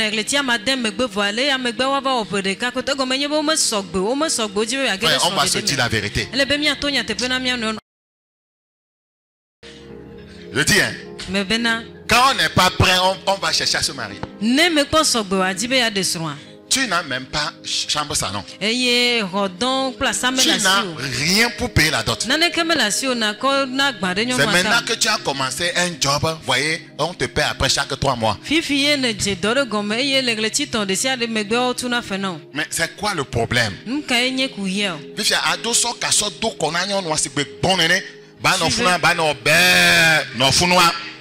Tu veux mettre la corde au cou à cette jeune fille et elle sera là belle comme un mouton. C'est la vérité? C'est la vérité? Je dois vous dire la vérité. Mais dis-moi, toi, bon, j'ai là. Et patiente-toi. Et dis-moi, après 6 mois fiançailles, quoi. Oh, et Kakola, ça n'est pas. Ça te fait homme.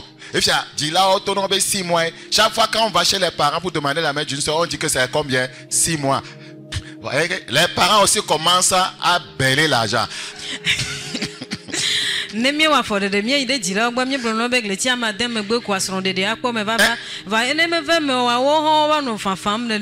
vieux aussi belle. Quand est-ce que je vais manger?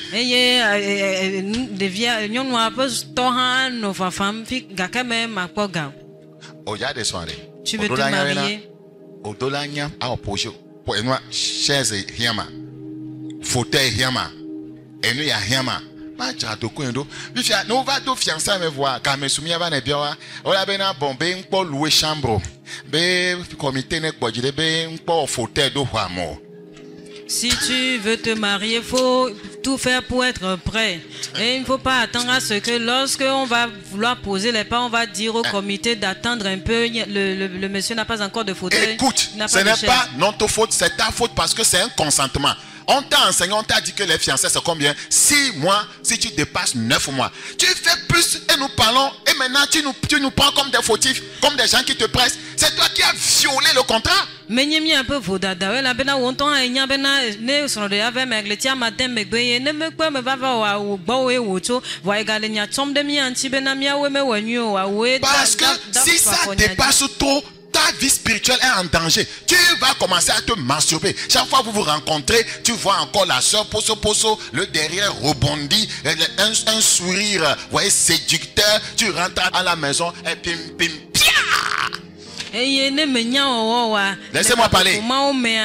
La ne meten le docu avant notre dem le docu on la bene mi do gwa nyonu ape alogbonu koko ple nu ona o katana bene ya pe me kwa avant notre dem le docu. Mais tu viens à l'église, tu fais le spirituel, l'agneau de Dieu qui a été immolé, qui a pris le péché du monde. Ne va rame me ano docu wo gbogbo me abena levi ke dro ya me pe. Ta démarche fait qu'on t'appelle voilà l'agneau de Dieu. Eye o for de o de fien bo ayo be alevi. Mais tu souffres à la maison. Voi elle fou pem la femme. Tiens, on te menace.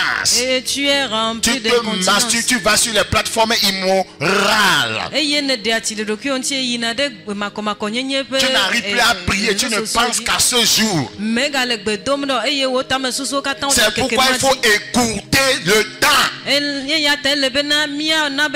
Certains, depuis qu'ils sont rentrés en fiançailles, leur vie spirituelle est tombée en lambeaux. Vous n'allez plus les reconnaître. Le zèle est parti, le feu est parti. Voyez, son feu s'allume ailleurs, dans son pantalon, dans sa jupe.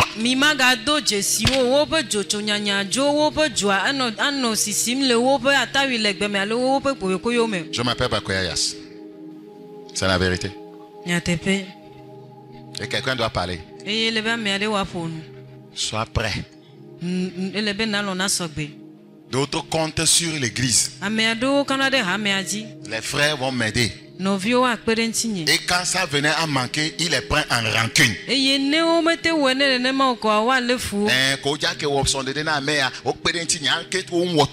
on parle. Vous rentrez dans le péché. Et au moment où on voulait célébrer le mariage de tel frère, on l'a aidé. Pourquoi on n'a pas fait pareillement pour moi? Et si c'est comme ça,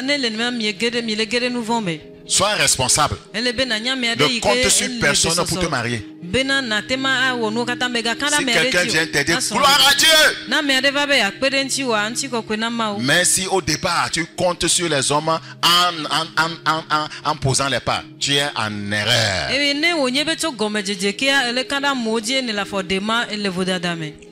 Praise the living God. Alléluia, alléluia. Amen. Alléluia, alléluia. Amen. Praise the living God. Alléluia. Je remets mon esprit entre tes mains. Soumission. Soumission. Dans toutes choses. Se soumettre à la parole. Se soumettre à Christ. Se soumettre au leader. Se soumettre à son mari. Et que l'homme, voyez, respecte sa femme. Dans une soumission réciproque. Ils sont là,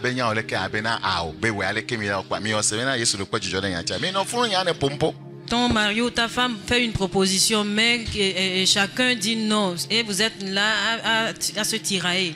Si tes enfants se marient, tu n'as pas le droit de leur dire comment ils vont gérer leur foyer. Le mari est le chef. Laisse-lui diriger son foyer. S'ils ont besoin de conseils, viens chez toi. Gloire à Dieu. Mais ne leur donne pas des mauvais conseils. Personne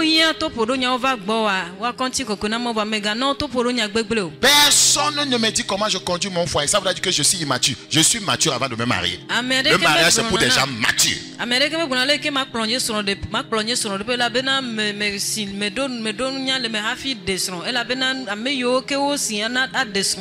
Écoutez encore, le mariage c'est pour des gens matures. Ce n'est pas pour des bébés. C'est pour les gens matures, c'est pas vidéo. Que le Seigneur nous fasse grâce. Christ, malgré son martyre, ses souffrances, son angoisse et son extrême faiblesse, voyez, avait encore de la lucidité sur la croix. Il avait encore la maîtrise de soi pour remettre son esprit entre les mains du Père. Des fois, nous disons que ce qui m'arrive, c'est ça qui fait que je parle comme ça. Non, un croyant mature, il se maîtrise.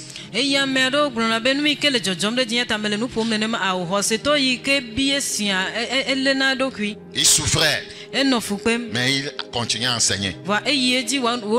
Il souffrait, il continuait à enseigner. Et des fois, les gens trouvent bizarre que nous avons eu un problème, mais malgré ça, nous sommes venus enseigner. Ouais, nous voulons vraiment lui ressembler. Nous ne le faisons pas assez, nous essayons. En temps de souffrance, il faut être lucide. Être lucide pour savoir que dans cette période difficile-là, j'ai besoin du Père. C'est pas courir sur les gens, l'oncle, appeler celui-là, et au matin, tu regarder le bois. Est-ce que tu es parti au Père d'abord? Sois lucide.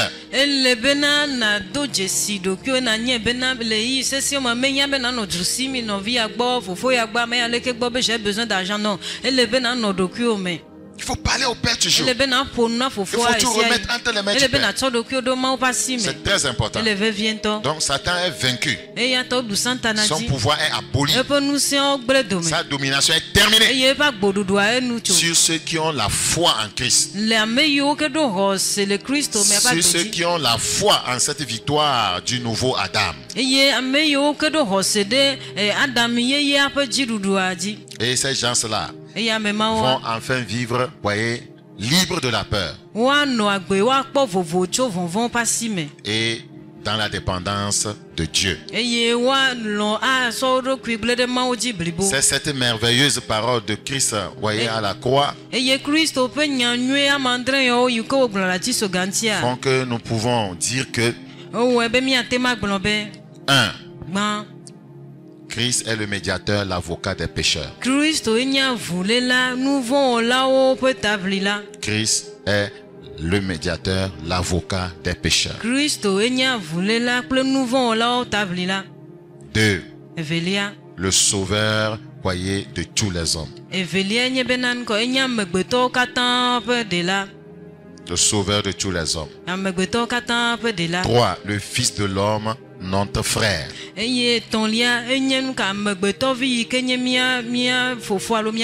4.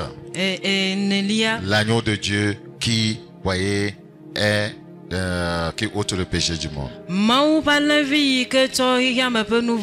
5.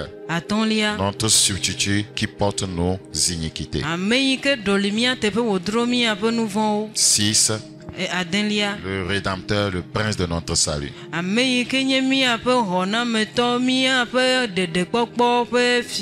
7. Le Fils de Dieu, le nouvel Adam. Et voyez, c'est ces choses dont je viens de dire sont reliées à chaque parole, voyez, à chaque dernière parole de Christ. Le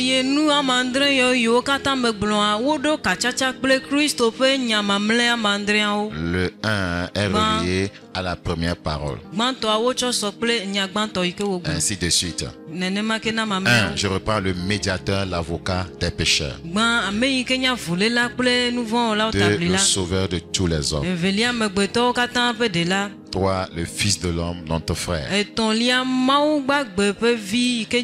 4. L'agneau de Dieu qui ôte le péché du monde. 5. Notre substitut qui porte nos iniquités. 6. Le Rédempteur, le Prince de notre salut.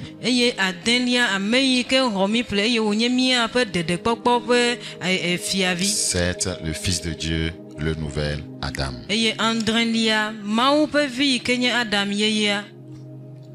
Frères et sœurs, la croix, voyez, a pourvu, voyez, des miracles pour l'humanité. Le premier miracle de la croix, c'est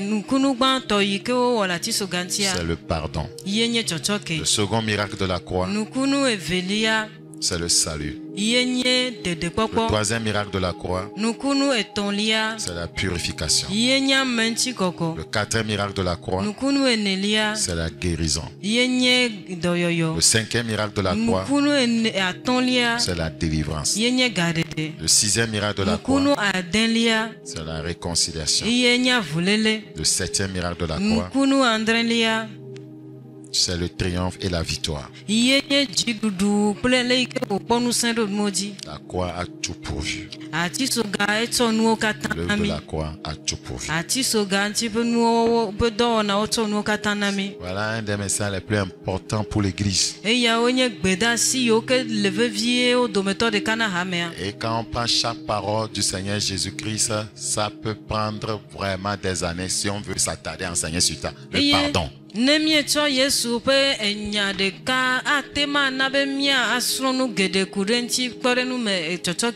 On prend la seconde parole. Aujourd'hui, je serai avec moi dans le paradis. C'est-à-dire qu'on va parler sur la vie éternelle, on va parler sur l'assurance du salut, on va parler sur beaucoup de choses.